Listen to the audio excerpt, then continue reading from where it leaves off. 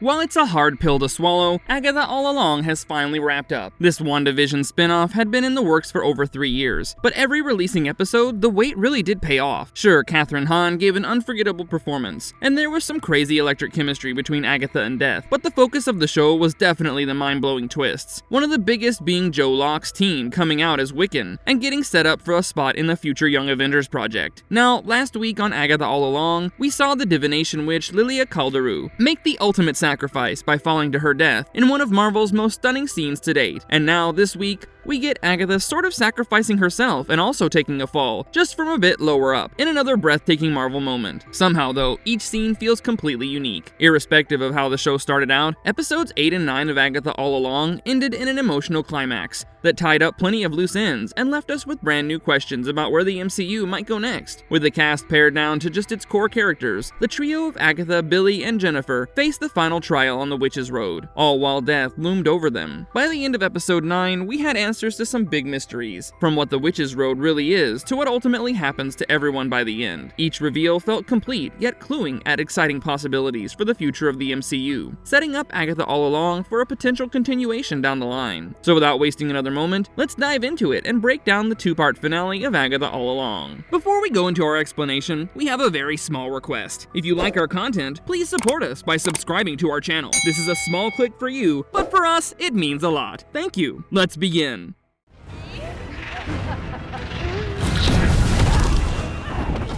Death is after Billy Maximoff in Agatha All Along episode 8. The episode opens back in the cabin from episode 5, where Alice's lifeless body lies on the floor after Agatha drained her power. The camera focuses on a hand gently brushing Alice's face as she wakes to find herself face to face with Rio, in the incarnation of Death itself. Rio quietly tells Alice it was time to go and gestures toward her still body on the ground. Alice can't accept that this is all the time she's been given, as she finally broke the curse, and now, for the first time, she has a chance to actually live her life. But Rio gently reminds her that she died protecting someone, which was the true duty of a protection witch. With that, the two pass together through a door into a green fog. We're then taken outside the cave, where Agatha is visibly shaken, disoriented, and scared, especially when she spots Rio, who remarks that Agatha's coven was dwindling, with bodies piling up just as she had warned. She even admits that she didn't think Agatha would actually follow through and expected some kind of trick, and as it turns out, there was one trick played by Agatha, who was keeping Rio distracted from Billy, an abomination who disrupted the sacred balance of nature because of his whole body-stealing ordeal. This stings, and Agatha's emotions start to rise as Rio presses further, reminding her she's walking this path with another woman's son, causing Agatha to snap, yelling at her to stop. But Rio just smirks, saying Agatha is more closely watched than anyone else, as no one in history has ever received the kind of attention she does. Although Agatha finds it quite ironic for Rio to call it special treatment, when all Rio has done is take. When Rio questions why Agatha lets people believe what they do about Nikki, Agatha tells her that the truth is simply too terrible for her to accept. The two then discuss Billy's mission to reach Tommy at the end of the road, which Rio sees as a violation, while Agatha dismisses it as a waste of time, saying Tommy isn't out there, at least not yet. Rio explains that she needs to take Billy because she can't allow him to help Tommy steal a second life like he did. Feeling defeated,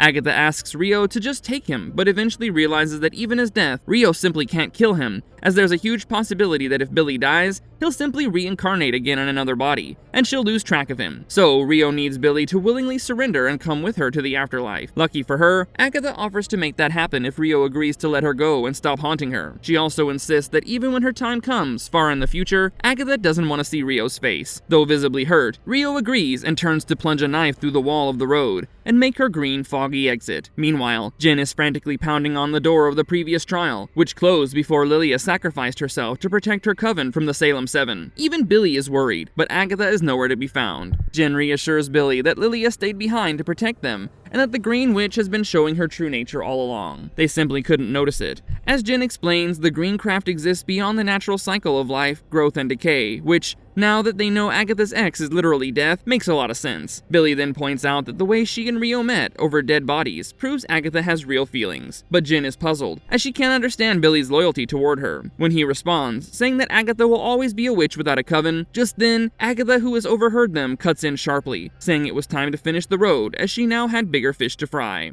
What's the last trial of the Witch's Road in Agatha All Along? Now the final trial is an Earth-based one, but unfortunately the Coven has no Green Witch involved. Agatha then points out that Earth magic has some overlap with potion work, so Jen will need to step up again to use her potions knowledge to help them get through it. Agatha can't help mocking Jen, surprised that she's lasted this long, as she had put her money on Lilia surviving instead. While Agatha's busy being a nuisance, she trips over their shoes and realizes that they've come full circle back to the start. So if that's the case, then how on earth are they supposed to get out? When Billy tries to help, Agatha snaps at him, asking him to be quiet if he didn't know what he was doing. When she insisted to keep moving forward, Billy picked up his shoes, putting them back on as they had taken them off out of respect for the road. But now the road simply doesn't deserve it. Just as he shoves his boots back on his feet, the final trial begins as Billy wakes up, unzipping himself from inside a body bag in a morgue, with Agatha and Jen following suit. After Agatha quickly realizes they're in her own basement, Jen points out the grow lights on the ceiling, and wonder how they could grow anything for the trial without water or soil. Suddenly, the grow lights start turning off one by one, signaling a countdown and driving the Coven to brainstorm a solution for the issue at hand. Jen then starts wondering how she can save Agatha and Billy from the road, as she would be damned to let Alice and Lilia's death go to waste. When Billy gives her an encouraging pep talk, it hits Jen that maybe her magic hasn't been working because she was not actually bound anymore. Not since her time in Boston. Agatha is surprised hearing this, and comments that she hadn't realized Jen had even passed through Boston in the 1920s. And that's when Jen realized that it was Agatha who bound her powers for a century. Although Agatha tries to defend herself, explaining she hadn't known it was her at the time, Jen, overcome with emotion, performs an unbinding ritual by ripping out a piece of Agatha's hair and binding her hands with it. As Jen repeatedly kept saying she holds nothing while holding Agatha, she felt her magic flow back into her. Then in a flash, Jen disappears,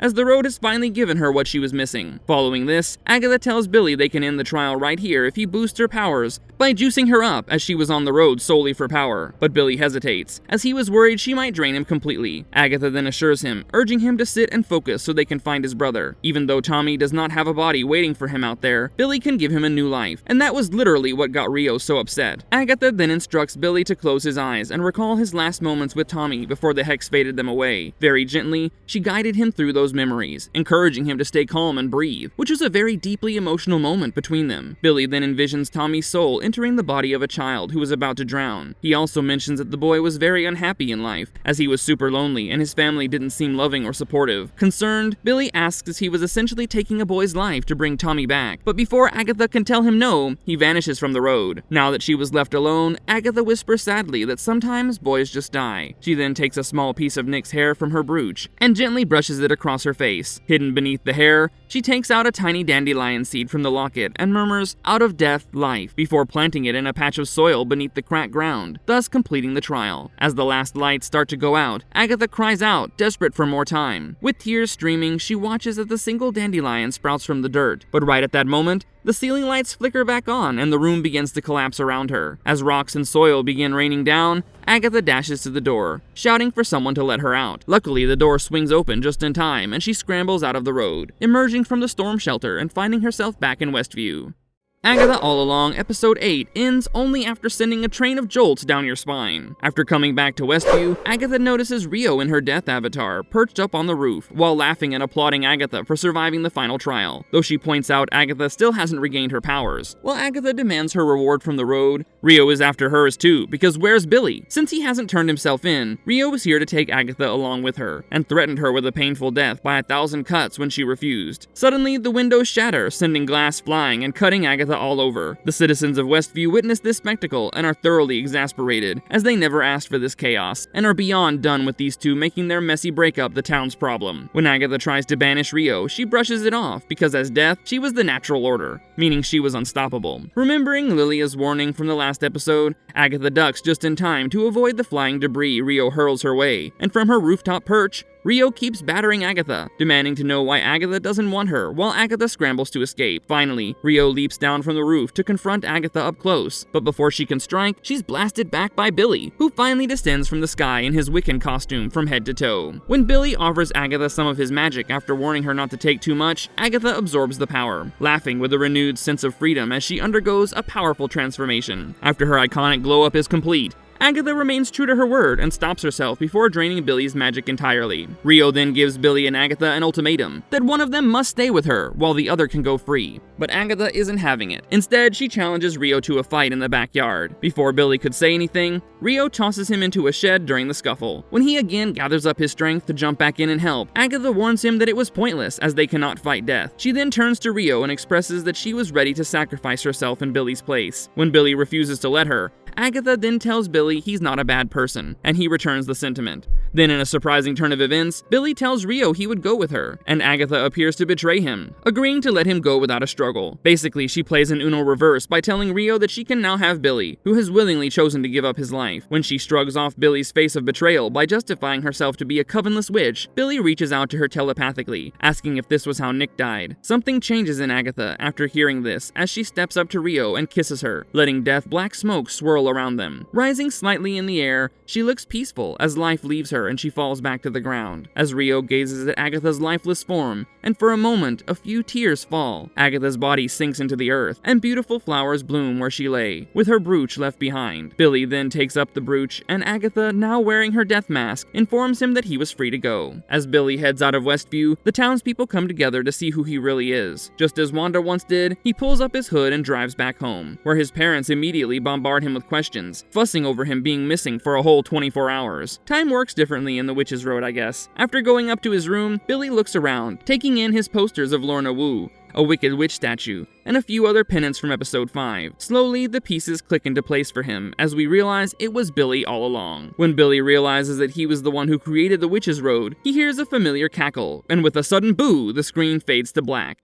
Episode 9 reveals who really wrote the Ballad of the Witch's Road, so the final episode of Agatha All Along begins in 1750 Salem, where we see a young Agatha cloaked in purple, running through the woods, clutching her stomach as she goes into labor. When she desperately wishes for help, instead she finds Rio, draped in green and waiting for her. Agatha pleads with Rio to spare her unborn child's life, but Rio simply says that all she can offer her was time. When Agatha asks how much, Rio simply vanishes before answering. After Agatha gives birth alone, she cradles her newborn son and murmurs tenderly that he was made from scratch. Later, she approaches a coven with her baby, and feigning meekness, she asks for food. The forest witch eyes her suspiciously, but welcomes her into their circle when Agatha mentions that she and her baby have not eaten in days. After breaking into their protected community, Agatha smiles shyly, only to turn on them in an instant and drain them of their power without a hint of regret. As baby Nicholas giggles, Agatha smiles down at him and mentions how she thinks they were going to be very good at this. The show then takes us to a 6-year time jump, and very soon it becomes clear that Agatha has been teaching Nicholas her ways. He has learned to steal and run in order to lure unsuspecting witches to their home, so Agatha can drain them of their powers. One day, an innocent Nicholas asks his mother why she kills witches, and Agatha explains that for her, it was a matter of survival. When he wonders if they could just stay with the witches and live peacefully together, Agatha shakes her head, saying that if they did, those witches would try to kill them instead. Ironically, it was actually young Nicholas who starts singing an early version of the Ballad of the Witch's Road, but instead of the main verse, the child would sing about walking the windy instead of the Witch's Road, and Agatha always joins him with the two of them enjoying the moment together. But later, when Nicky asks his mother for food, she has to remind him that while she can do many things with her magic, she can't heal him or protect him from what's coming, knowing that one day death will return for her boy. As time goes by, Agatha and her son slowly put together the lyrics of the Ballad of the Witch's Road, calling it the Windy Road. One day, Nicholas performs the song in a tavern, while Agatha quietly moves through the distracted crowd, encouraging others to reward him as well. A curious red-headed witch then asks him where he learned such an interesting tune. She also notices that Nicholas looks unwell, and when offered a warm meal, the boy politely declines, saying his mother needs him home. He later tells his mother that they could kill more witches tomorrow, as night falls and they drift off to sleep while singing the song together. Inevitably, the moment that Agatha had dreaded finally arrives, at the dead of night when Nicholas wakes to see Rio waving at him with a green flame flickering in her hand. She holds the torch,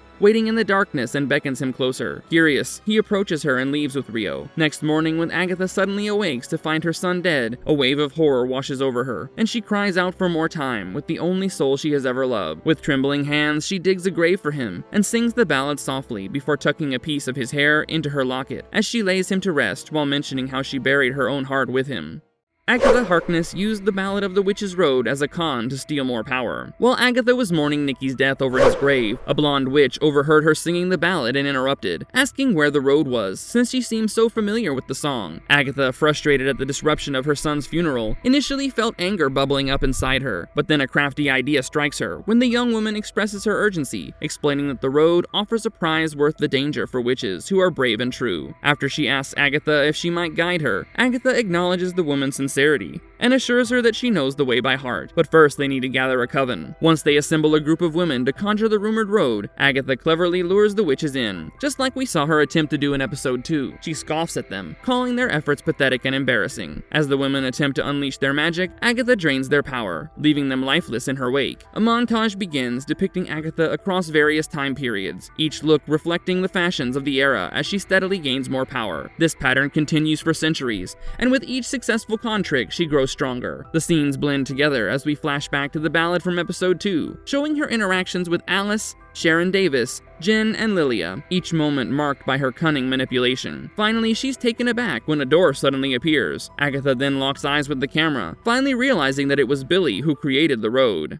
How does Agatha All Along season finale end? When we flash back to the ending of episode 8, suddenly, a gray-haired Agatha appears as a ghost in Billy's room. She wants to clarify that she didn't sacrifice herself for him, but it was really more of a calculated risk on her part. As it turns out, Agatha is still trying to grasp the rules of being an apparition, and is frustrated that she can't slap him since she doesn't have a physical body. She also tells Billy that he finally did something intriguing with his powers, something different from what Wanda had managed. She then reveals that the ballad was a con all along, and the road only became real because Billy unknowingly made it real with her own mind. After hearing this, Billy starts to panic. He felt overwhelmed with guilt over Alice, Lilia, and Sharon's death, especially since they aren't ghosts. To make him feel at ease, Agatha quickly points out that she was the one who killed Alice. Lilia, on the other hand, made her own choice to sacrifice herself, and that Sharon really doesn't matter in the grand scheme of things. Besides, if he thinks about it, Billy actually saved Jen's life. Agatha also reminds him that she originally intended to take all of them out in her basement on the very first day, but because of Billy, they got to stick it out for a bit longer. Plus, according to her, if Billy wants to embrace being a witch, he needs to learn to accept these harsh realities. When he insists he would never do so, Agatha simply replies, "We'll see." Following this, Billy goes up to Agatha's house in Westview. The place was boarded up, but her purple mushroom grave still stood in the backyard. He made his way down into the basement, where the pentagonal door glowed with a blue light, and there was Agatha's ghost, who confronted him about taking something from her and demanding it back. In response, Billy grips Agatha's brooch tightly and takes a piece of chalk to draw a pentagram on the floor. He arranged candles around it, and in Agatha's eyes, he was performing what she considered analog magic, though it wasn't quite the same. But here, Billy looks so much like Wanda when she dreamwalked, using similar materials. Suddenly, his black notebook flew out from behind Agatha and landed in his hands. He retrieved her brooch and quickly flipped through his spellbook until he found the right page to recite the incantation meant to banish her once and for all, sending her off to the light, Rio's toxic embrace, or wherever it is she might go for eternity. Agatha laughs, telling him it's not as simple as just reciting an incantation using a personal item, but Billy mentions that it worked on Wanda's spell. As Billy struggles to perform the banishment and fails,